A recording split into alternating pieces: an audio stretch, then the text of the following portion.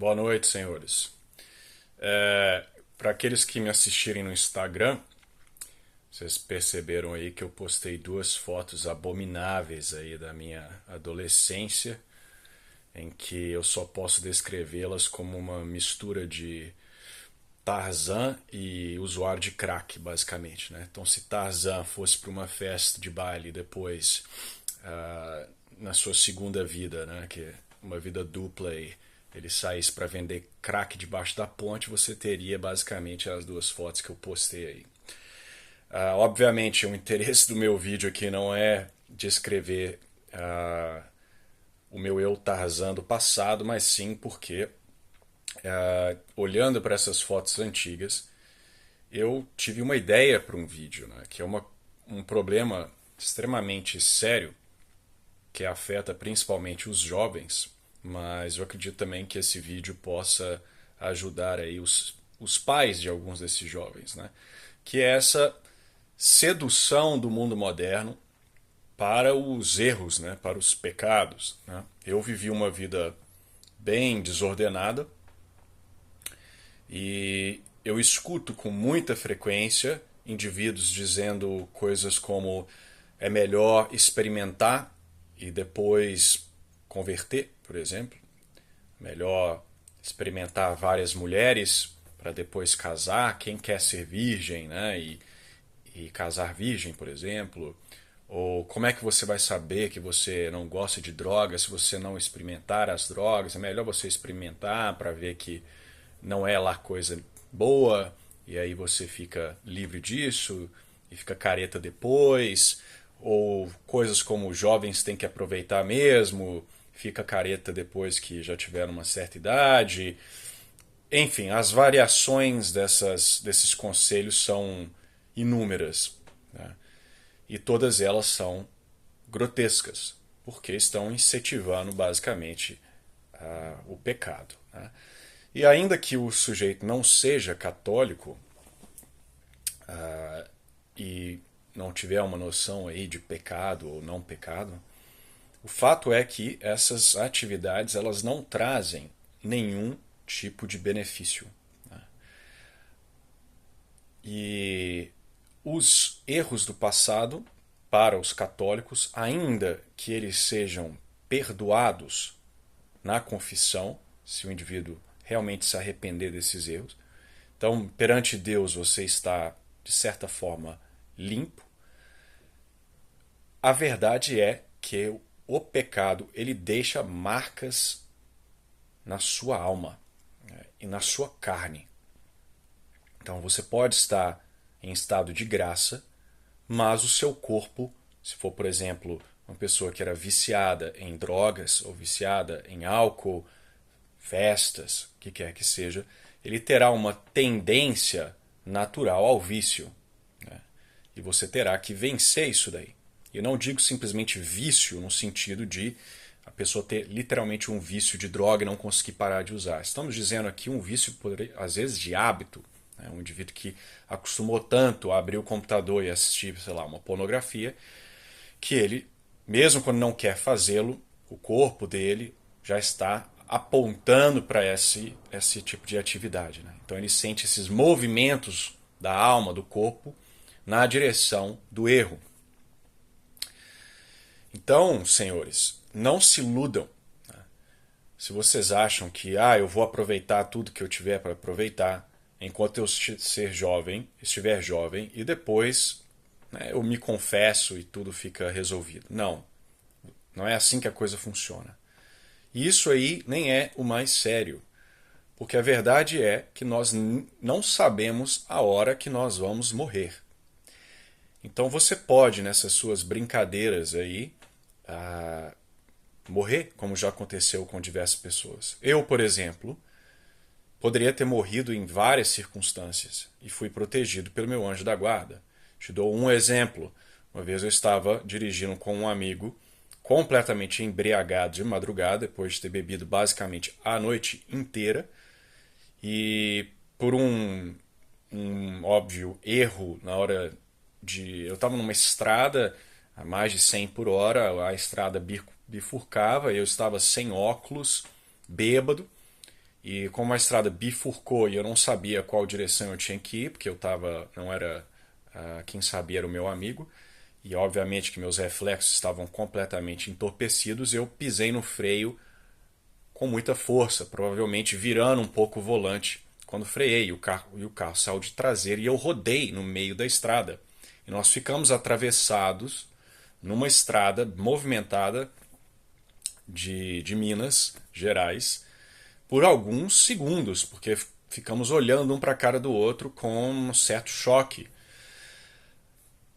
Esse, esse episódio, eu poderia ter morrido e matado meu amigo no processo em vários momentos. Né? Na própria rodada, poderia ter acertado alguma coisa. Ao ter ficado atravessado ali por alguns segundos, eu poderia ter alguém ter vindo a 100 por hora numa curva e batido na lateral do meu carro e matado quem estivesse próximo da porta ali. Mas, né, eu fui salvo pelo meu anjo e pelas circunstâncias que, né, por causa da providência, aquilo ali era muito cedo.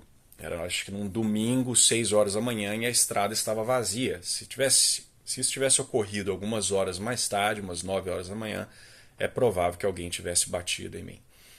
Isso é um exemplo. Então esses eventos do passado podre, eles não são eventos que devem ser celebrados. E se você ainda não cometeu nenhum desses erros, você deve ficar extremamente grato. E eu sei muito bem que o mundo tentará tentá-lo continuamente, principalmente os colegas. Seja lá no ensino médio ou na universidade, você será extremamente criticado se você for uma pessoa careta, um indivíduo que gosta de livros, que não gosta de beber, encher a cara. Você será continuamente ridicularizado. E se você ceder, você vai se tornar uma pessoa como eu me tornei. Um indivíduo completamente perdido. E foi exatamente isso que aconteceu. Eu tinha orgulho da minha caretagem até alguns bons anos. Mas, por causa de péssimas convivências e por causa de uma fraqueza de caráter e também da imaturidade, eu resolvi compensar, assim eu pensava, pela minha caretagem de vários anos, fazendo loucuras, porque né, as pessoas legais fazem as loucuras, então eu tenho que fazer essas loucuras, minha vida é chata. Né? Oh, eu nunca usei drogas? Nossa, como eu sou um chato, como eu sou boring. Então você será tentado da mesma forma que eu fui. Então, não se deixem levar. Essas pessoas que estão aí enfiadas em festas, álcool, mulheres ou homens, dependendo do seu sexo, são pessoas que ultimamente estão se destruindo e são indivíduos infelizes. Porque aquele indivíduo que vive pelo prazer é como qualquer vício. Ele sempre precisa de mais. Há um buraco que ele não consegue preencher.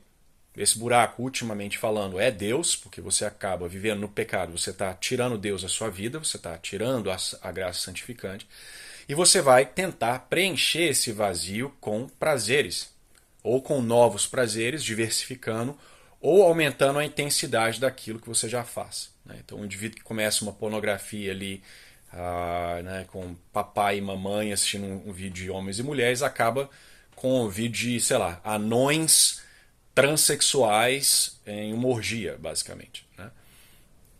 E mesma coisa com drogas. O indivíduo começa ali com maconha e daqui a pouco está misturando LSD com cocaína, né? Dentre outras coisas. Então, senhores, no âmago espiritual, que é o mais importante, você está consumindo a sua própria condenação, né? Ainda que Deus lhe dê a graça de converter em algum momento e você não morra em estado de pecado mortal e vá ao inferno, você terá em sua memória, por exemplo, coisas que não dá para apagar. Você terá movimentos do seu corpo, da sua alma, que será dificílimo de apagar. E você comerá o pão que o diabo amassou. Então não se iludam. Então pais também têm que prestar atenção, porque né, os seus filhos serão expostos a esses tipos de coisa, né? Hoje em dia, por exemplo, os jovens estão sendo introduzidos à pornografia com 10, 11 anos de idade, dado a facilidade de acesso. Então, tem algum colega mais deturpado, com uma família mais desequilibrada, ele pode mostrar essa pornografia para os colegas, né? Então, por exemplo, uma coisa que os pais devem fazer é não permitir que crianças e mesmo adolescentes tenham celular, né? Não há uma utilidade para isso daí. Se for para ter, que tenha um analógico, que não tenha internet, sei lá. E observar, né? E também ser um pouco saber lidar com o mundo, né? Saber o momento de explicar para os filhos o que eles vão enfrentar. Um dos problemas que eu tive é que meus pais, eu não estou aqui criticando, meus pais foram excelentes em vários aspectos, mas eles obviamente diziam que todas essas coisas eram proibidas, mas não me prepararam para a eventualidade né, de como lidar com colegas te pressionando, com o ridículo, né, e talvez um pouco de flexibilidade também. Né? Um jovem que aprende, né, com seus, sei lá, 16 anos, como os europeus fazem, a beber dentro de casa com os pais, moderadamente, ele não vai ter essa curiosidade excessiva quando surgir uma oportunidade ali de beber ilegalmente com os colegas, né? Então, muitos pais querem bloquear o filho completamente do mundo, querem, né, privá-los do acesso à verdade, dos perigos que ele pode encontrar, e com esse excesso de protecionismo, o jovem ele fica muito, muito vulnerável à sedução do mundo, né? Porque o jovem é impulsivo, ele é estúpido, basicamente, então ele tem uma certa curiosidade, né, pelo desconhecido. Então é importante que, no momento correto, o jovem seja informado do que ele provavelmente encontrará na universidade antes dela e possa ser criado de uma forma a combater isso daí, né? Ainda que, obviamente, o pai não pode fazer absolutamente tudo. No fim das contas, o jovem será testado e ele deve ser forte, né? Então, ele deve ser criado com caráter, com bons valores e uma boa, né, formação de maneira geral. Então era basicamente isso que eu queria falar para os senhores. Essa frase comum aí que se escuta, né, que nós devemos experimentar as coisas e depois a gente preocupa com conversão, isso é absurdo, né? Para resumir, o que eu falei, primeiro, no âmago mais importante, espiritual, você está se condenando, você está pecando, entrando, perdendo um estado de graça. Se você morrer, você vai para o inferno. No âmago terreno, você está acumulando vícios de comportamento, memórias que não poderão ser apagadas, e isso vai te corroer no futuro. Não estou dizendo que você não poderá ser curado, né? Para Deus pode tudo, mas não será fácil para a vasta maioria dos senhores.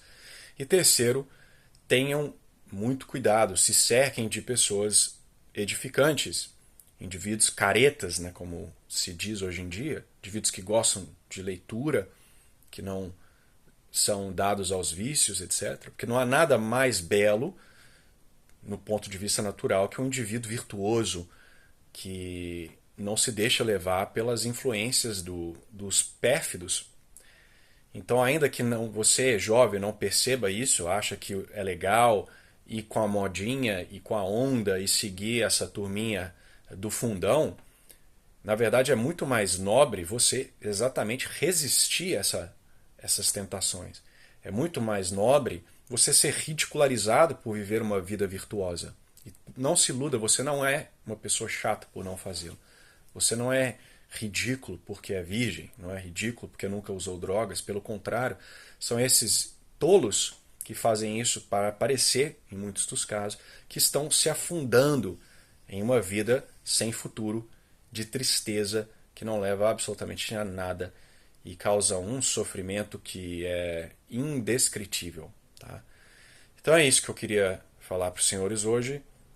Não fiquem cabeludos e tirando foto com arma, por favor. Fiquem com Deus. Tchau, tchau.